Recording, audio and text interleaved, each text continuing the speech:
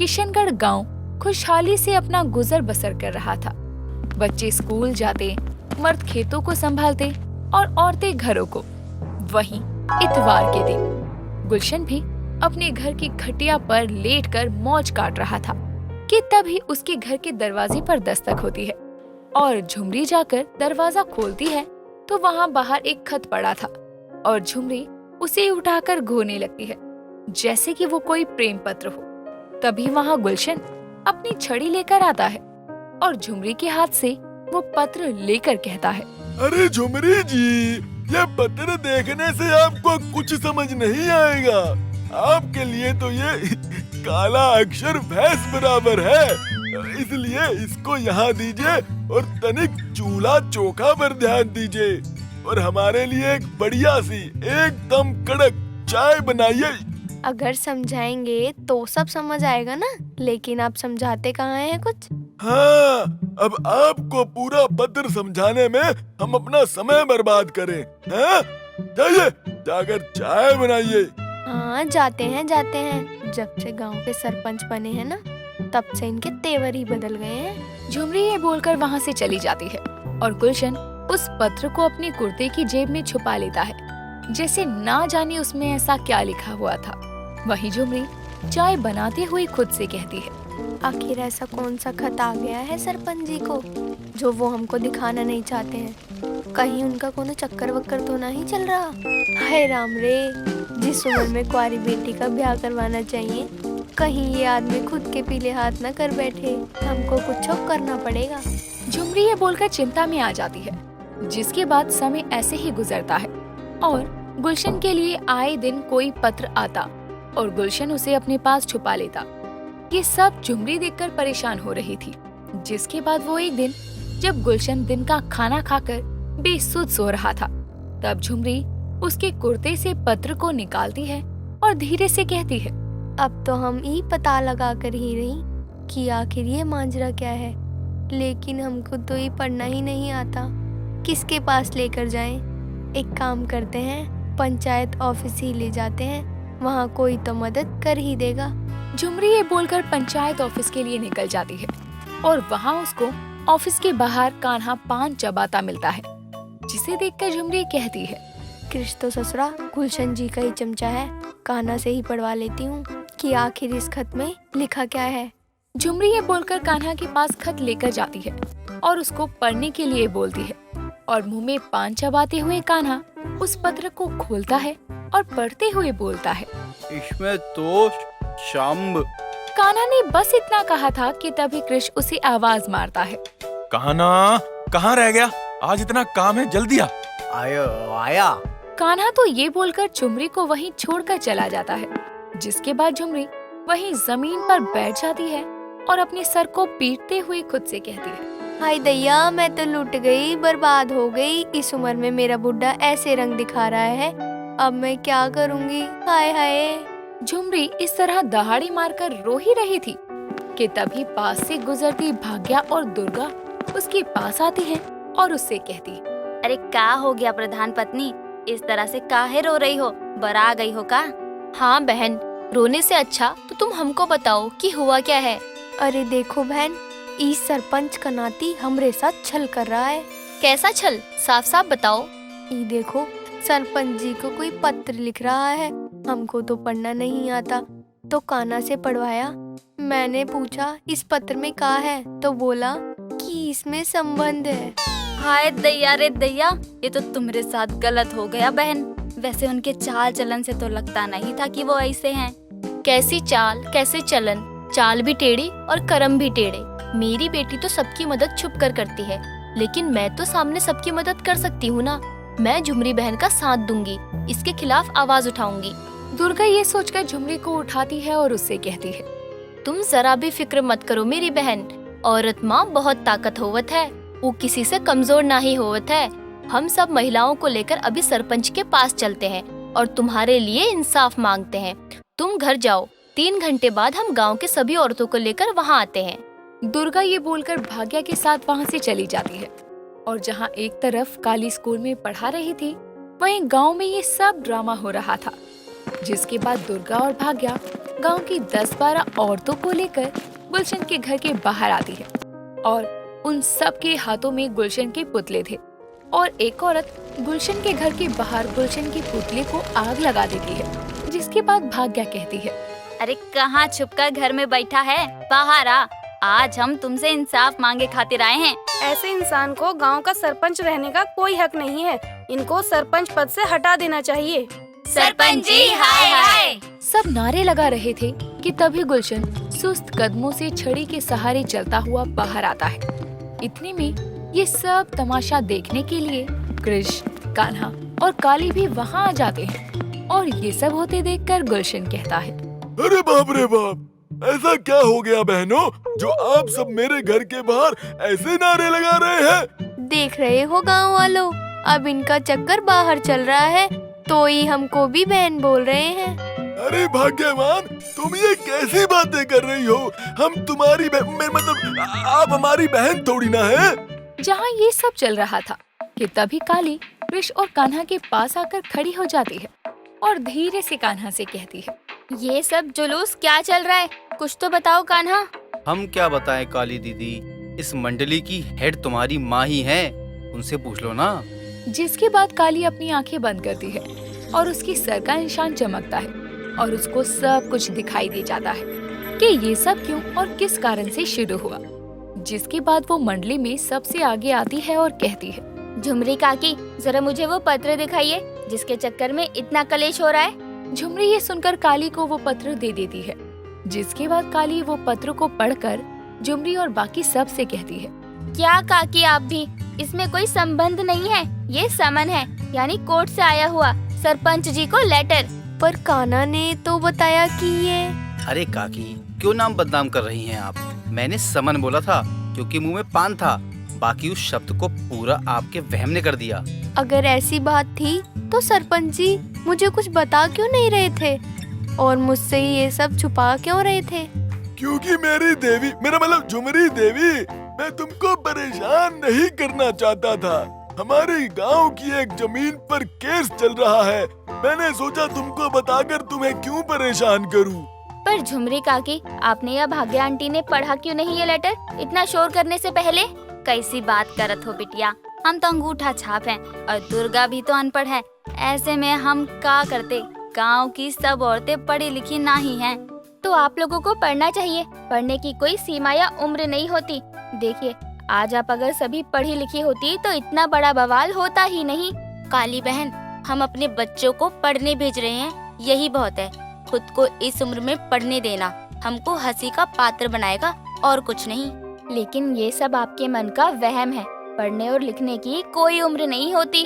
हाँ बहन, तुम सही कह रही हो, पढ़ने की कोई उम्र नहीं होती। कल से मैं इस गांव में एक मुहिम शुरू करूंगी। अब से रोज शाम गांव में पंचायत ऑफिस के बाहर लोगों को शिक्षा दी जाएगी, चाहे वो गांव का कोई बुजुर्ग हो या गांव की कोई औरत। क्यों सरपंच जी, सही कहा ना मैंने? ये हुई ना बात काली बिटिया, बहुत पते की बात कही तुमने। बड़ी जल्दी मान गए प्रधान जी, मुझे तो लगा आप थोड़ा चिक चिक करेंगे। सचिव जी, काहे की चिक चिक भाई? गांव के विकास में गांव का प्रधान ही भागीदारी नहीं देगा तो भला कौन देगा? क्यों भाइयों? वाह सरपंच जी, दिल जीत लिया आपने तो।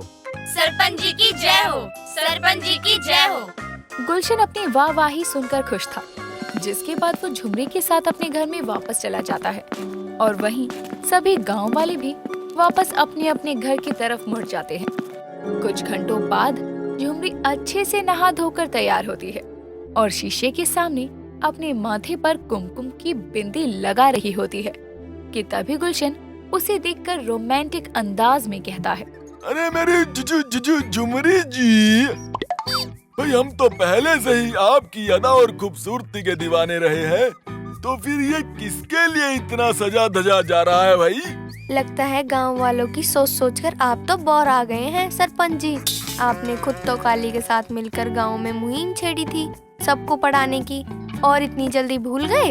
अरे मेरी जोरू, वो तो सबके लिए है, लेकिन तुम तो प्रधान पत्नी हो, प्रधान पत्नी। तुम सबके बीच में तख्ती चौक लेकर पढ़ती अच्छी थोड़ी ना लगोगी। कहीं नहीं जाना तुमको बस। सरपंच जी आप भूलिए मत, आप सरपंच हैं। तो हम भी आपकी पत्नी हैं और आज हमने ये एहसास किया है कि सच में शिक्षा उम्र के दायरों में बंधकर नहीं रह सकती। जा रहे हैं हम, चाहे आपको अच्छा लगे या ना लगे। झुमरी ये बोलकर अपनी तख्ती और चौक लेकर पढ़ने के लिए निकल जाती है और गुलशन उसे देखता रह जाता है। सभी गांव की औरतें अपने घरों में आवाज उठाकर पढ़ने बाहर निकलती हैं। वहीं गांव के कुछ बूढ़े और जवान भी उनमें शामिल थे। लेकिन वहीं एक घर ऐसा भी था जहां औरत की उठने वाली आवाज को दबाया जा रहा था, और वो था सुंदर का घर, जहां पढ़ने जा रही चांदनी के बालों को सुंदर खींचते हुए कहता है, कान खोलकर सुन लो तुम, कोई जरूरत नहीं है घर से बाहर पढ़ने जाने की। घर संभालो, चूल्हा चौका करो, समझी? आप ऐसा क्यों कर रहे हैं? मैं घर का सब काम कर तो रही हूँ ना। होली के बाद से आप कितने बदल गए हैं, अच्छे हो गए हैं, लेकिन फिर भी मेरे साथ आप ऐसा व्यवहार क्यों कर रहे हैं? मुझसे जुबान लड़ाती है, तुझे तो मैं। सुंदर इतना बोलकर जैसे ही चांदनी पर हाथ उठाने को होता है, तभी उसे होली पर अपने साथ हुए हादसे की कुछ झलकियां नजर आती हैं। जाओ जाओ, हर औरत को शिक्षा देनी चाहिए। औरत तो देवी होती है, और तुम अकेली कैसे जाओगी? चलो मैं ही तुमको वहाँ छोड़ कर आता हूँ। रिंकी पिंकी को भी लेकर चलो। हाय राम, आप ठीक तो है ना? अचानक आपको क्या हो गया? हृदय परिवर्तन हो गया मेरा। अब चलो, देर हो रही है, वरना तुम्हारी कक्षा छूट जाएगी। वहीं दूसरी तरफ काली अपनी मुहिम के लिए तैयार थी। वो पंचायत ऑफिस के बाहर अपना एक बोर्ड लगाकर और चटाई बिछाकर तैयार थी। तभी समय होने पर वहाँ गांव के कुछ बच्चे आने शुरू होती हैं। लेकिन गांव में से जो औरतें आती हैं वो कोई और नहीं बल्कि उसकी माँ दुर्गा थी। अपनी माँ को देखकर काली कहती है, माँ बस आप आई है, भाग्या आंटी और बाकी की औरतें नहीं आई आपके साथ? बेटा, तुझे पता ही है कि कोई बदलाव के लिए इतनी जल्दी तैयार नहीं होता है। इस गांव में बच्चों का पढ़ना तो कितने समय बाद शुरू हुआ था, तो उनकी माएँ कहाँ ही आ पाएंगी एकदम पढ़ने के लिए, और उनकी इच्छा हुई भी तो उनके पति नहीं आने देंगे। हाँ काली, आंटी ने बिल्कुल सही कहा।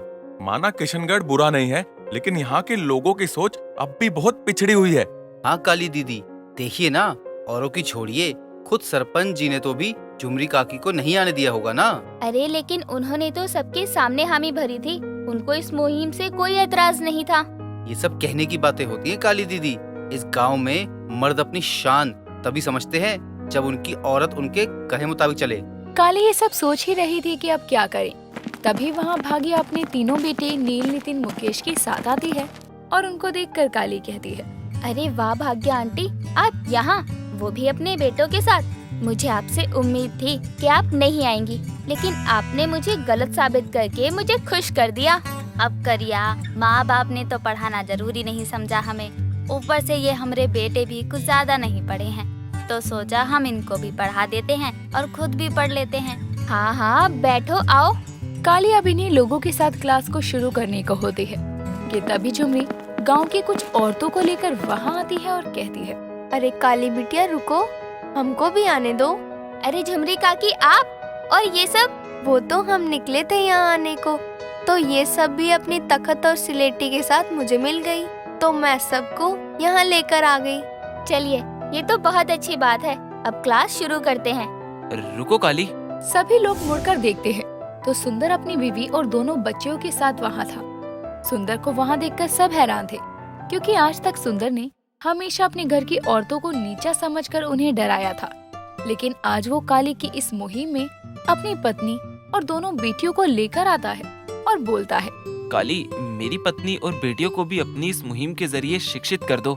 मैं ये समझ चुका हूँ कि औरत का पढ़ना और आगे बढ़ना भी उतना ही जरूरी है जितना एक मर्द का। सुंदर की ये बात सुनकर सभी उसके लिए तालियां बजाते हैं। तभी वहाँ गुलशन भी आ जाता है, जो सुंदर की बात सुनकर थोड़ा साहस करके अपनी पत्नी झुमरी से आकर कहता है, झुमरी जी, हमका माफ कर दो, हमने तुमको यहाँ आने से रोका, लेकिन सुंदर की बातों ने हमको समझा दिया कि मर्द और औरत समाज में अगर बराबर की भागीदारी रखते हैं तो शिक्षा और अधिकार भी तो बराबर मिलने चाहिए। सही कहा सरपंच जी, औरत सिर्फ चूल्हे चौके के लिए नहीं बनी, वो चाहे तो दुनिया बदल सकती है। बस जरूरत है उन सबको समान अवसर मिलने की, और शुरुआत कहीं से तो होनी ही चाहिए ना। तो हम सब ये शुरुआत करते हैं अपने गांव से। हाँ, और अच्छी चीजों की शुरुआत करके हम इतिहास बना सकते हैं। चलो चलो, अब बहुत बातें हो गई। कक्षा शुरू होने का वक्त हो गया है। सब अपनी तख्त लाए हैं ना? जी मैडम जी, लाए हैं। काली अब अपने गांव में एक नई शुरुआत करते हुए वहां के बच्चों, बूढ़ों और औरतों को पढ़ाना शुरू करती है, जिसके कारण किशनगढ़ का आसपास के गांव में बहुत नाम होता है, क्योंकि ग्रामीण स्तर पर ये बहुत बड़ी उपलब्धि थी किशनगढ़ के लिए।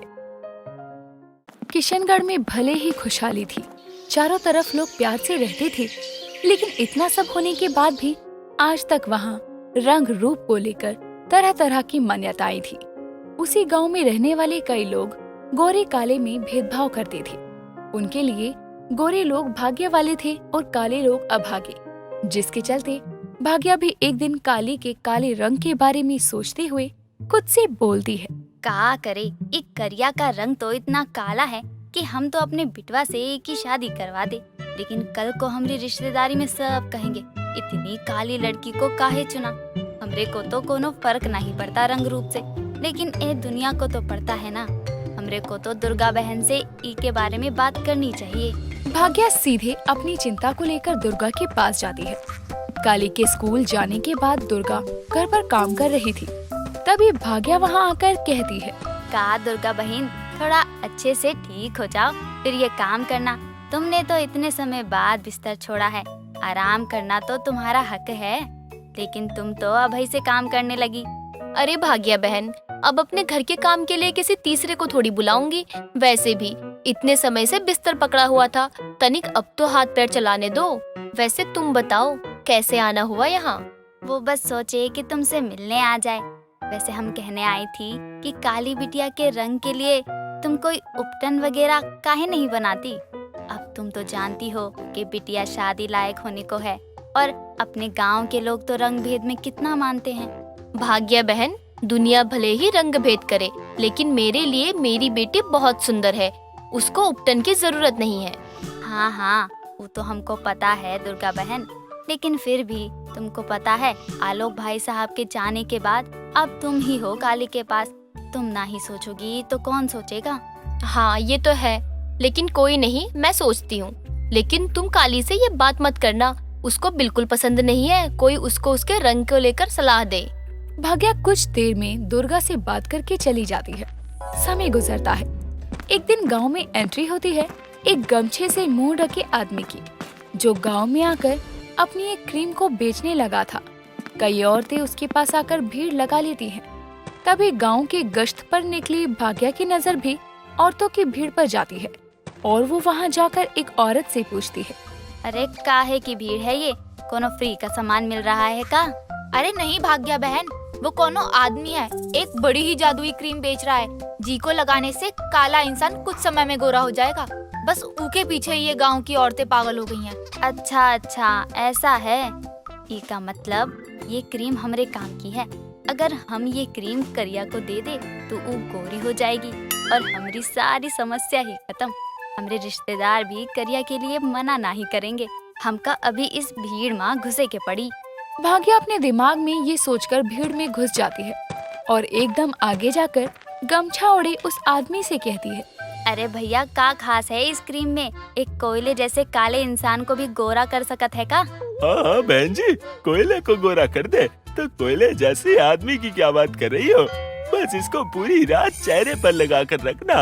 अच्छा, कितने की है ये क्रीम? मात्र 200 रुपए का?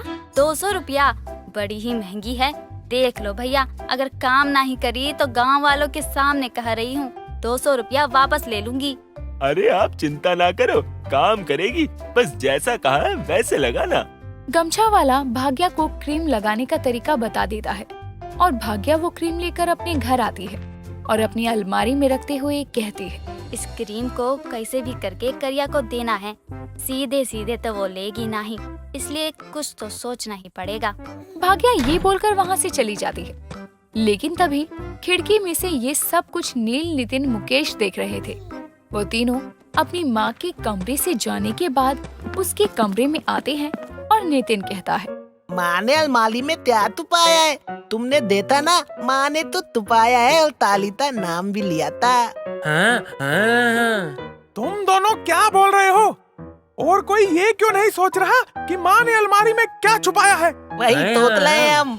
नितिन इतना बोलकर अलमारी खोलता है तो सामने उसको एक क्रीम की डब्बी नजर आती है, जिसको निकालकर वो बोलता है, माँ ने ये तलीम लिए, लगता है तो ही था तलीम है, लेकिन ताली तो तूत नहीं थी, क्यों ना पहले हम तीनों ही लदाते देते। तीनों भाई काली के लिए ली गई क्रीम को लगाकर बैठ जाते हैं और एक दूसरे से कहते हैं, अले भाई मजा आला है, तंदा तंदा लदला है मुझे तो। मुकेश तो बिना कुछ बोले बस आंखें बंद करके क्रीम लगाकर बैठा था। तभी भाग्या किसी काम से अपने कमरे में आती है और अपने तीनों सपूतों को अपना मुंह क्रीम से पोते और इतनी महंगी क्रीम की डब्बी को खाली देखकर गुस्से में कहती है, हाय राम, सत्यानाश हो गधो तुम्हारा, सारी क्रीम खत्म कर दी। तुम्हारे अंदर शर्म है कि नहीं? ये क्रीम काली के लिए थी ताकि वो गोरी हो सके, नालायको। अले माँ ताली दोली तैते हो तत्ती है, तोली तो उतनी बहन थी, दो अब नहीं है। सही कहते करिया, ऐसे नालायक बेटे जन्मे हैं हमने, अफसोस होता है। जाओ जाकर मुंह साफ कर दो, बैल बुद्धि कहीं के। अब मुझे उस गमछे वाले को दोबारा गांव में ढूंढना होगा। भाग्या इतना बोलकर घर से गांव में निकल जाती है और उस गमछे वाले को पूरे गांव में तलाशती है, लेकिन उसे वो कहीं नहीं मिलता। तभी भाग्या भागे भागे गांव के बाहर वाले रास्ते पर जाती है, जहां वो उस गमछे वाले को जाते देखकर उसे आवाज लगाती है, अरे ओ क्रीम वाले भैया, रुको जरा। भाग्या भागकर उसके पास जाती है और हाफते हुए कहती है, अरे भैया, जरा एक और डिब्बी क्रीम की दे दो, वो का है ना, हमरे बेटे सब खत्म कर गए। बहन जी एक ही बची है, वही दे रहा हूँ। और हाँ, ये क्रीम हर किसी पर काम नहीं करती, अगर कोई काला है तो उसको ही गोरा करेगी। ठीक है भैया, अगर कोई गोरा है तो। गमछे वाला भाग्य की बात का जवाब दिए बिना वहाँ से चला जाता है। भाग्या क्रीम लेकर और पैसे देकर अपने घर चली आती है, जहाँ वो नील नितिन मुकेश के चेहरे पर बड़े बड़े से दाने देखकर कहती है, नालायको, ये का किया? चेहरे पर ये दाने कहाँ से आ गए? माँ ये दाने आपते ताला ना आए हैं, ये तलीम तीत नहीं है और आप ये तो ले आई, ताइये मुझे दीजिए, मैं अपने देता हाल तालीता नहीं होने दूंगा। नितिन इतना बोलकर वो क्रीम भाग्या के हाथ से छीनकर बाहर भाग जाता है और घर के बाहर दूर कहीं फेंक देता है। उसके पीछे भाग्या भी भागे भागे आती है और कहती है, हाय राम, कहाँ फेंक दिया? नालायक 200 रुपया की थी, हमरा 400 रुपया का नुकसान करा दिया ना नुकसान। हाँ और तलुंदा, 2-3 मेली प्याली ताली तो नुकसान तले दी, वो मैं उते नहीं लगाने दूंगा। ये सुनकर बेचारी भाग्या अपने माथे पर हाथ रखकर अपने बेटों की बेवकूफी का शोक मनाने लगती है। तो वहीं उसी समय काली घर आती है, जो भाग्या को अपने आंगन में अपने तीनों सपूतों के साथ देखकर कहती है, ये सब क्या है भाग्या आंटी? ये तीनों के चेहरों पर ये लाल धब्बे किसने बना दिए? माना इनका चेहरा अच्छा नहीं है, लेकिन देखने लायक तो था ही, पर अब तो वो भी नहीं बचा। अभी को का बताए, ये के चक्कर में ही सब हो रहा है। ताली तुम चिंता मत चलो, हम तो दिल में थी तो दाइंदे। मैं क्यों परेशान हूँ या मैं क्यों चिंता करूँ? इतना बोलकर काली अपने घर चली जाती है। रानी एक छोटे से काले से कुत्ते को लेकर भाग्या के घर के बाहर खेल रही थी और उसे वो जादुई क्रीम मिलती है, जिसे देखकर वो कहती है, अरे क्रीम, ये क्रीम अब मैं अपने शेरा को लगाऊंगी, फिर वो राजकुमार जैसा हो जाएगा। रानी ये बोलकर अपने कुत्ते शेरा को वो क्रीम लगाती है, जिसके बाद शेरा के शरीर से रोशनी निकलती है और वो सफेद रंग का हो जाता है। ये देखकर रानी खुशी से अपने कुत्ते को चूमकर कहती है, अरे वाह, तुम तो गोरे हो गए, चलो माँ को बता कर आते हैं। रानी इतना बोलकर अपने कुत्ते के साथ अपने घर चली जाती है। दरअसल जादुई क्रीम काले लोगों को तो गोरा करती, लेकिन गोरे लोगों को परेशान कर दिया करती, और यही भाग्या के सपूतों के साथ भी हुआ था।